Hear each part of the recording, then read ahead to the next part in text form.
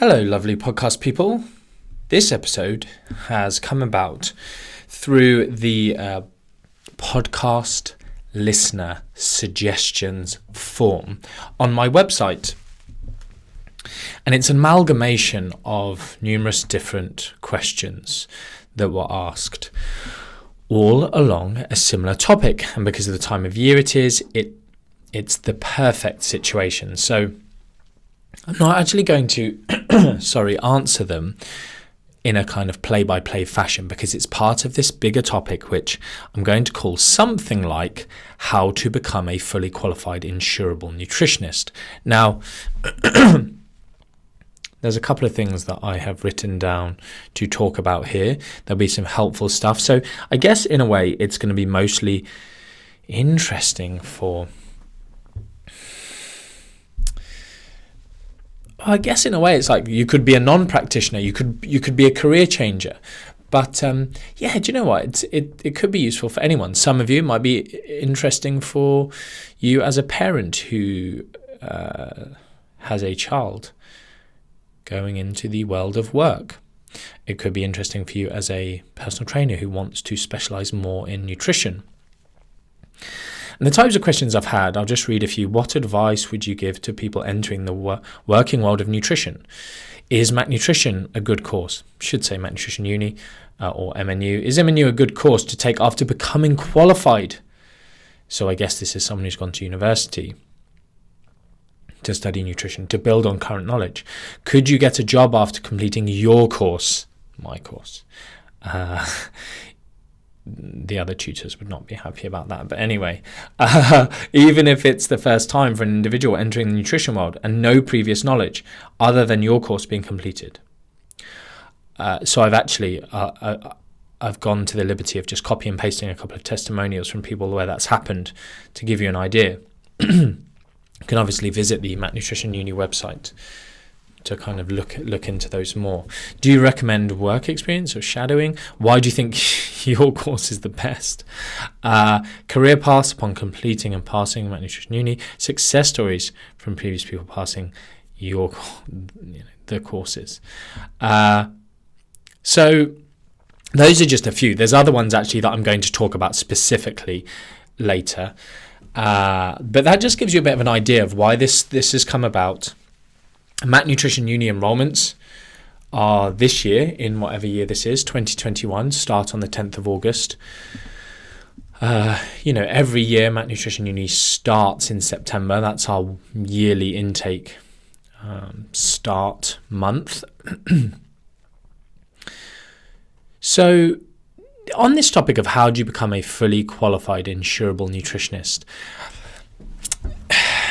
it's a funny one, because the term, this is country dependent actually for a start. So you've got, and even state dependent, places like America and Canada that have different states, the rules are different. Literally you just jump over a border and you can no longer do your profession. It's kind of crazy. Minnesota, I believe. Is that a state? Yeah, we'll go with that. Tennessee. Those are two that we kind of have talked to MNU students, graduates in those places about kind of their options and what they can do.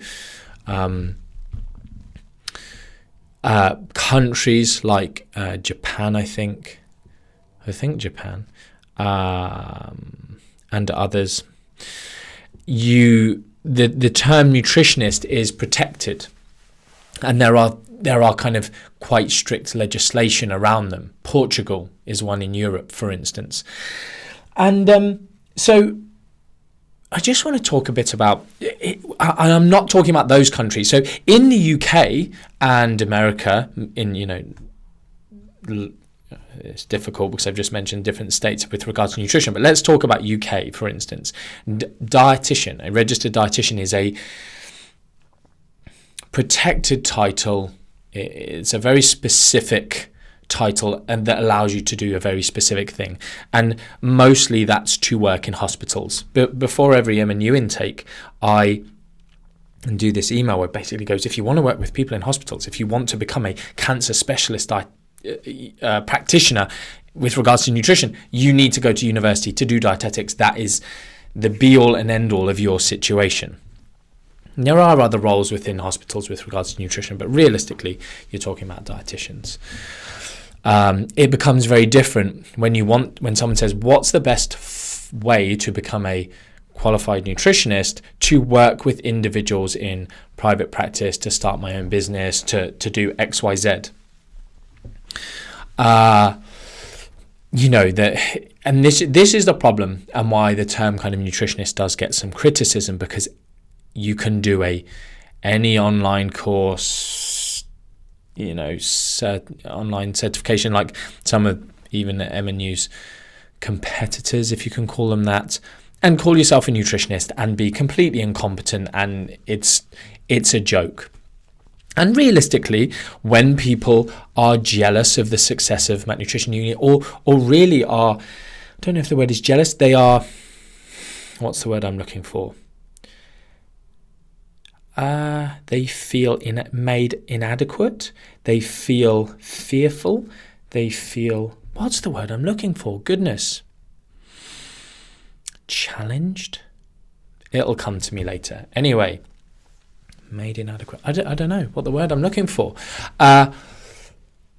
My goodness, it's on the tip of my tongue. Anyway, someone who's, for instance, gone to university, studied for 3-4 whatever years, and is like, I spent all this money and time, and I'm a nutritionist, and you're not the same as me. It can be, MNU's a Mickey Mouse course. It's an online, anyone can do an online certification, which anyone who's done MNU, anyone who knows a lot about it, knows it's not true. Really, it's probably harder to fail a degree. You can get 60% of the answers wrong during your whole degree and still get given a degree, because the pass mark is it 40%, or is it 40% in the first year? No, it's 40% every year, is it? Anyway. Even then, even if it's not, it's 50%. I think my master's was 50% pass mark. It's crazy, isn't it? So, where was I? So, I mean, let's discuss this. You've got this situation of, I want to become a registered nutritionist. Now, this is something I went away and just so that I could be completely factual in what I was talking about here, because it's going to trigger people. I spoke about this today. People are going to hear this and they're going to feel attacked. And it's unfortunate, because I have nothing against registered nutritionists or people who have done these, because, and this is the problem, is people almost get a title and then I belong to this group of people and I will defend them, and anything you say bad about those people, you're wrong. And they just lose any ability to think critically. They lose their ability really to do anything good or inspire change. Because people from out, if I say bad stuff about dietitians, everyone gets upset and angry. Whereas if you're a dietitian, you do it from the inside. Yes, it comes with its own set of risks, but you can be more of a vehicle for change. I had to do so much to make lots of the people within the British Dietetics Association stand up and listen a bit, and was hated for it. Stories around that, which we won't go into. But yeah, so we've got this scenario of registered nutritionists. And I've done talks for registered nutritionists, and I've employed registered nutritionists. And I should probably go and put that one out there. I was a registered nutritionist. I was a member of the Association for Nutrition, registered nutritionist. But I chose to get rid of my membership because and this isn't what I'm talking about now. The AFN is a sort of relatively pointless association. It doesn't really do anything. It did nothing for me. It didn't change the way I could practice or anything like that. Whereas people think it does. You need to get a degree qualified nutritionist. It's not a thing. And that qualification isn't what makes you a great practitioner. Being a great practitioner is an individual pursuit. You do your qualification, whatever it may be, and then you need to invest in ongoing education. It's the same with dietitians. There was actually a question that I wrote down here, which was, while studying to become qualified, is there anything students can do to help them learn more and understand people more? And there was another one actually. There's another question which kind of was asking about development. But it's just understanding that when you come out of these courses, you're not the finished product. Even as a dietitian, right? Dietetic modules, you cover things like pharmacology, data handling and project design, sociology and health, management of social care, microbiology of food spoilage, like learning about how funguses grow and food spoilage and best before dates. And you have to, that's part of a dietitian's role in that kind of the food industry. And a lot of that is done within registered nutritionist degrees. Then you've got, your placements and your clinical practice and some underlying biochemistry. Like the amount of time you actually spend on personalized nutrition planning for individuals gets pushed out a lot. There isn't much room for it. There isn't much room for making you a great individual practitioner to work as a nutritionist or dietitian, helping people with their health and fitness goals. Like in a dietetic situation, a lot of the time you're working with people in kind of fairly advanced disease states. That's where, and tube feeding, that's where dietitians come into their own. And really they finish their 3-year degree and they still don't know a lot, but then have a good avenue to work below senior dietitians, etc. And they become specialists. But someone comes out, I'm a registered dietitian. I have no respect for you based on that title. I know you've got some basic half-decent underpinning knowledge of some things. Doesn't mean you're a great practitioner that I want you to work with my client who wants to improve their health in XYZ way. Or I want you on TV telling people that protein damages your kidneys. As we know, lots of dietetic association spokespeople go on TV and say these things. And no one's there going, WTF, why have you not updated your script since 1981? Anyway, I'm ranting a bit. I'll carry on. So I just made some notes here about registered nutritionist degrees. And this is in the UK, but this is fairly standard across the board. And why, if someone is wanting to do this as a profession, it's just understanding what you're signing up for.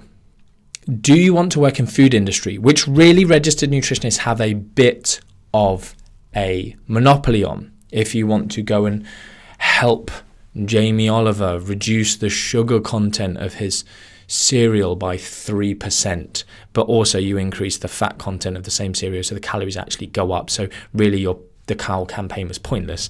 Yes, this is a real story. It's a joke, I'm going to help to design labels on this. I'm going to create flyers. Fine. If that's what you want to do. Registered nutritionists degrees give you some when you are applying for jobs. And this question up here, which was about, looking at jobs, if I want to be a nutritionist and get a job with a company, what's my best avenue? The main thing to do is go and look at online CVs, job descriptions and what they're asking for in their essentials and desirables.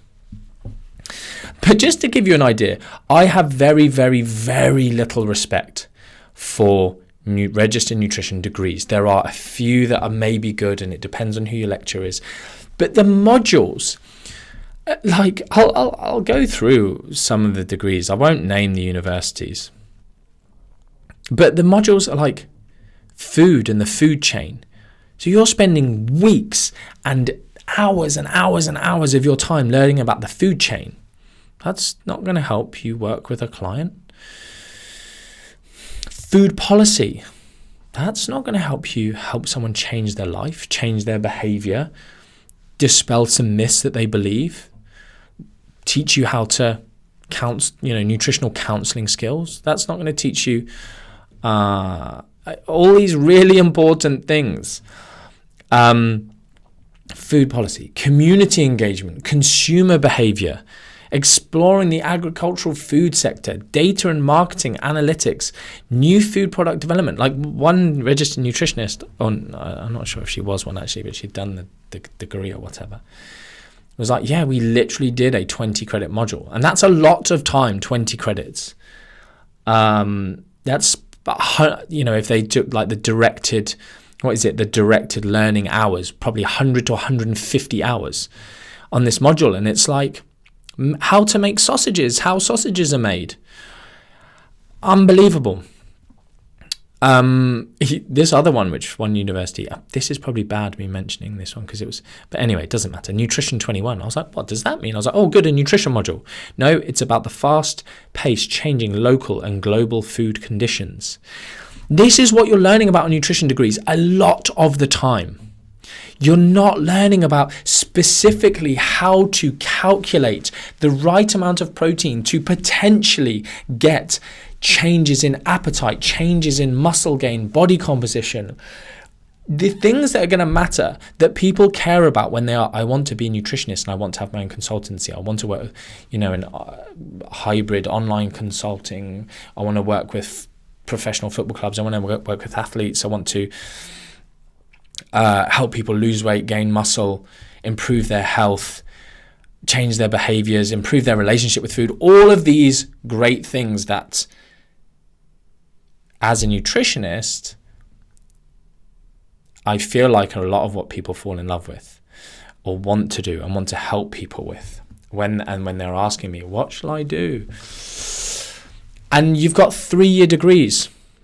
I've just copy and pasted like 4 different all years, and literally one module in the whole first year. Actually, that university is the Nutrition 21, so I thought there was 2 in the first year, but there's 1. The basic principles of food and nutrition. Actually, there's a distinct lack of any psychology as well. In the second year, you got 2 modules. Lifespan nutrition. I'm not sure how much I should be saying this. Anyway, 3rd year, nothing. 4th year, 3rd year placement, which again, 4th year, like you literally might go in and just work in a sausage factory, for instance. And then 4th year, 1 module, nutrition in health and disease. That one might be quite good. 4 years, 40, 50, 60,000 pounds of debt later. Anyway, whatever. I didn't highlight in anyone in that one. This one, oh my goodness, really? Wow, nothing. Okay, they do some behavior change in the 4th year. Geez, I thought they didn't do any nutrition. This one module in the first year, introduction to nutrition.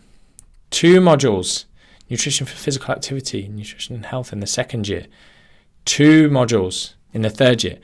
Now, this is the problem, right? People saying, I see this on Facebook. I'm thinking of, I want to become a nutritionist. What shall I do? Loads of people. MNU, do Mac Nutrition Uni. It's amazing. Do a degree. You need to do a degree. Why are you doing that? Blah, blah, blah. With no concept. If I said to them, all right, what do you learn on a degree? It's not giving you any greater, with Mac Nutrition Uni, we have prerequisites now. So yes, people need to have some prior experience in nutrition. It's, and we help them get that. And one of the main reasons I introduced that was because I didn't want people suddenly having this life epiphany that they wanted to nutrition and just doing MNU. I wanted them to have this exposure to nutrition. It's more the exposure. That's why some of our prerequisites aren't necessarily great from a content point of view, but even sometimes being taught wrong stuff. Then when they come into Mac Nutrition Uni and they've learned the right stuff, they get this more holistic, rounded view of nutrition, insights into what people are saying, greater ability to then disseminate that information to clients and others. But again, do Mac Nutrition Uni. We now have bespoke insurance policies in 30 different countries across the world. You're not just a personal trainer giving some nutrition advice like some courses. I've sort of taken a few words from some of our policies. Provide nutrition consultancy services, assess clients' food and nutrient intake, address their health and fitness goals, subsequently design personalized nutrition interventions with a myriad of different methods, including meal plans, blah, blah, blah, blah. That's what you're insured to do as an MNU certified nutritionist. This is what we're teaching people, the evidence-based methods to do.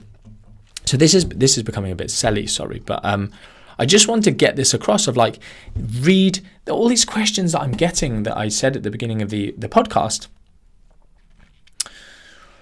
Why do you think your course is the best? Well, there you go. That's why. Go and look what we cover and what we teach in a year. Constant nutrition, behavior change, understanding, and weaved within all of those different lectures, I'm not going to go into it. Weaved within it, there's how to talk to the client about those things. So it's just constant. You're taught by real practitioners who have done the jobs that you want to do. Anyway, where was I? I'm going to talk to you. I've copy and pasted a few testimonials, right? Because there's those questions earlier.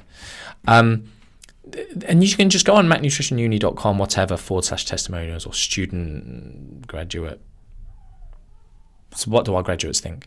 What was that noise? My application was successful, and they commented in their acceptance letter that it was because I had done M&U. This is someone getting a job. I now recently attained a job as a resident nutritionist for a global supplement manufacturing company. This is someone who just done M&U.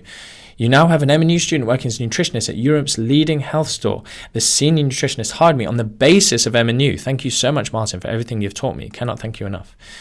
Met with the CEO and head of fitness. My mind was blown. They've shown an interest in me today, and was just told I'll be meeting the head of marketing soon. No matter how this turns out, it's been an amazing experience, and it all started because the head of nutrition saw that I was doing M&U. Again, in terms of, people say, is M&U recognized? It's like, it's being recognized globally. Look at the people who endorse the course. Look at what people, and this is why, some people get upset, like, Martin, you do so much social media. Do you not think you should be supporting your students? Like, I support our students all the time in private, and all of the other tutors do 365 days a year. But part of, what some of the degrees do is like, we want to try and get you jobs. Me doing that is so people understand the ethos of M&U, what we try and do, what the way we teach, the type of practitioner you'll get out of it, which is really the main thing people should be worrying about. We will kick people off if they lack integrity, if they go against the code of conduct. And I get loads of hate because we have done that. And I don't like that, but I put up with it because it's the right and moral thing to do. We won't allow graduates who sell MLM products, and use methods that are, there's dietitians and registered nutritionists out there using all sorts of gimmicky food intolerance testing and DNA diets. Who's policing them? No one, because these other organizations don't care about that. It's not part of their mission statement. If anyone asks whether M&U will be any good for a career in Asia, you can tell them that I was approached and employed by a high-end company in Hong Kong because I'm doing M&U. Another person, I have been contacted by a strength and conditioning gym that's very successful here in Dublin, and they have asked me to come on board as their in-house nutritionist. I'm equally shocked and honoured that M&U opened these doors for me.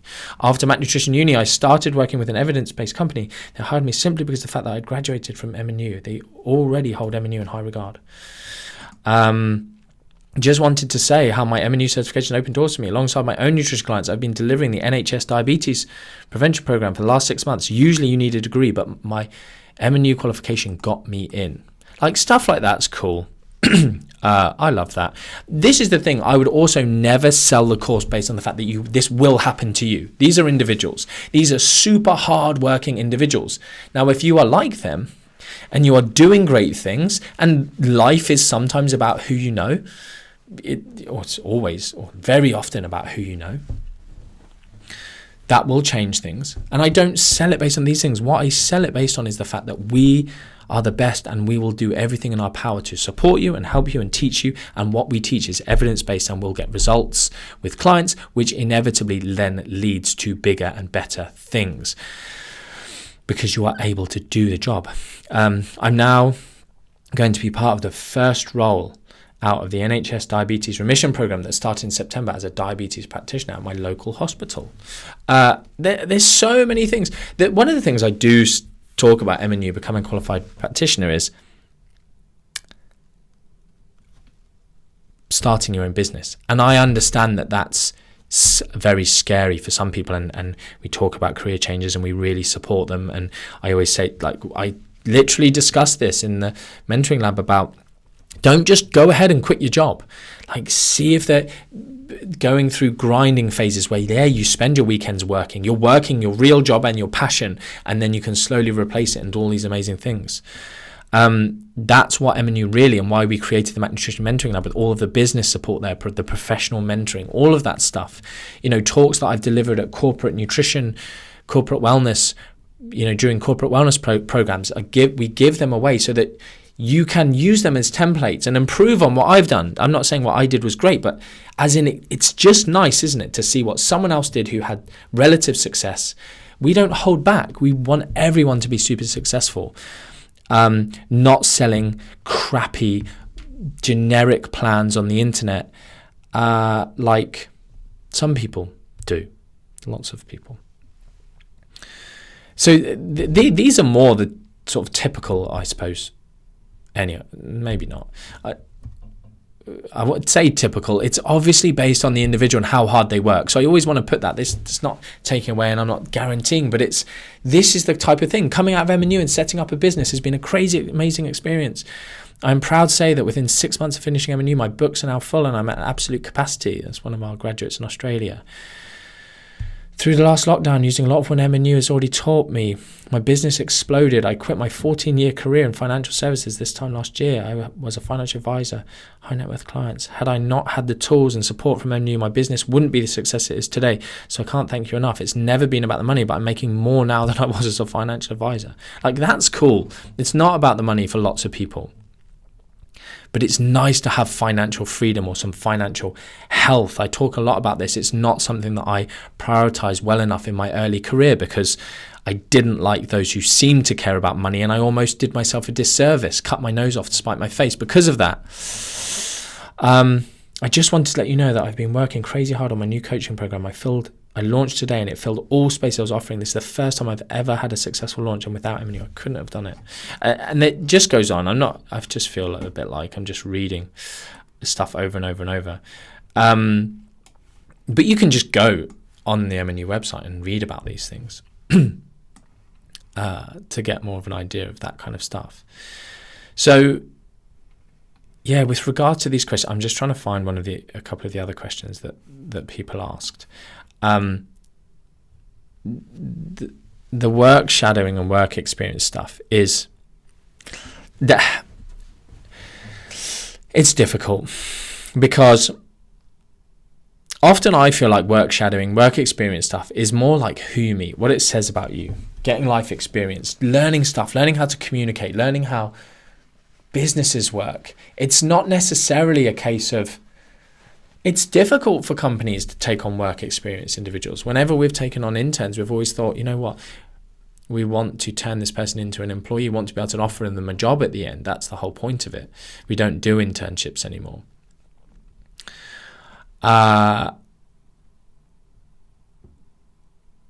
it's tricky to say whether for me, some of the stuff, what can I do? Listen to podcasts. Realize that if you've not done M&U, all the other courses out there, even with M&U, I say to people, watch my Instagram stories, consume my content. Not because it's all about me, but I'm like, and other people, listen to podcasts, not just my own. I've been saying this long before I had a podcast. To get more insight, to go on internet forums, go in Facebook groups, understand human psychology more, what people are talking about, what they're being misled about, what they don't understand, where they need your help. Yeah, my main recommendation for people coming out of degrees is realize you are far, far, far from the finished product and start learning more about personalized nutrition, whether or not that's doing M&U, because there is a big time commitment there.